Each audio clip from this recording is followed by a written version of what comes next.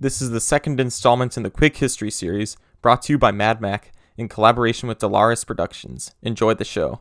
Greece has a long and complicated history, much too long to cover in one short 4-minute video.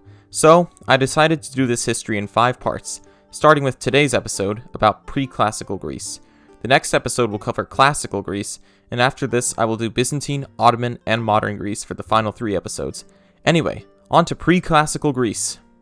The ancestors of the Greeks, and for that matter the Celts, Germanics, Italics, Slavs, and Aryans, along with several other groups, were the Indo-Europeans.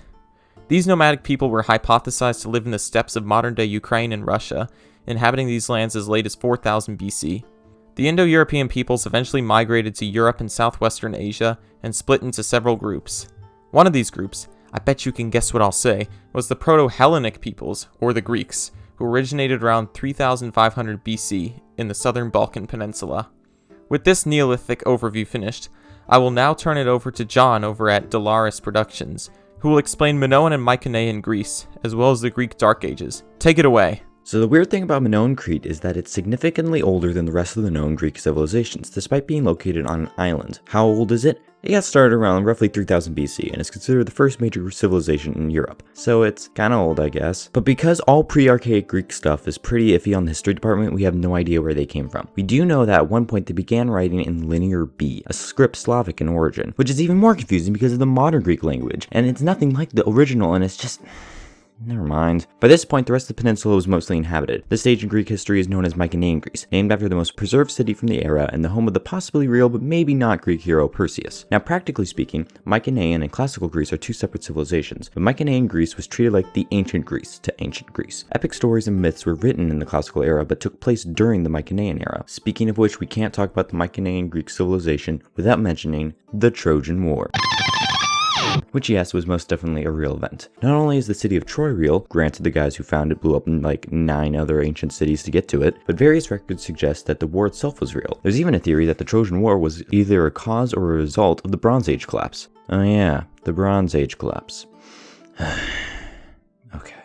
So, the Bronze Age collapse was an event that happened circa 1200 BC and caused various civilizations in the ancient Near East to most completely collapse, and we have no idea why. Mycenaean Greece was one of those civilizations, which collapsed around 1100 BC and led to the Greek Dark Ages, which lasted for about 400 years or so. During that time, nothing was written down, which sucks because so many weird things had to happen during that time to explain the differences between the Mycenaean era and the archaic and classical eras. The religion had to reshuffle, the language almost completely changed, and art and literature changed as well, as in they started to happen for really the first time in the region. In conclusion, there's a reason why we have a classics major in college and not a Mycenaean major. Thank you very much, John.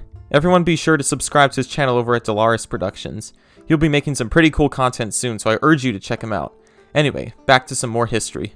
With the Dark Ages of Greece ending in or around 776 BC, the age where no recorded history survived ended, and we can finally start to know a few things about Greece again. 776 BC is in fact the alleged first ever Olympic Games, and around this time, Homer wrote his epic poems of the Iliad and the Odyssey. During the years leading up to 500 BC, several Greek city-states formed around the Aegean and Ionian seas, most notably Athens and Sparta. Athens became the world's first democratic system under the guidance of Cleisthenes. These societies would form the backbone of what would become classical Greece, as they saw massive cultural booms. However, these city-states were suppressed by the growing threat of the Persian Empire on their borders. Greek states in Anatolia and Macedonia had already been subdued, and war was being waged on the Greek peninsula. With invasions starting in 492 BC, the legendary Themistocles was tasked to defend Athens from Persia. The Battle of Marathon in 490 BC led to a decisive victory for Athens and the Greek states. After this, the creation of the Hellenic League in 481 BC followed,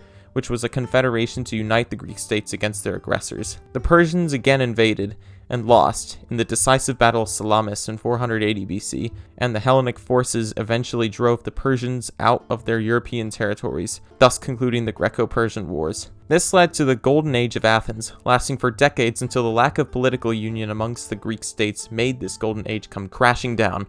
But we'll have to leave this till next time, so be sure to tune in 3 days for the next part of Greek history. Thanks everyone for watching. Don't forget to like, subscribe, and share this video to all your friends, and also check out Dolaris Productions.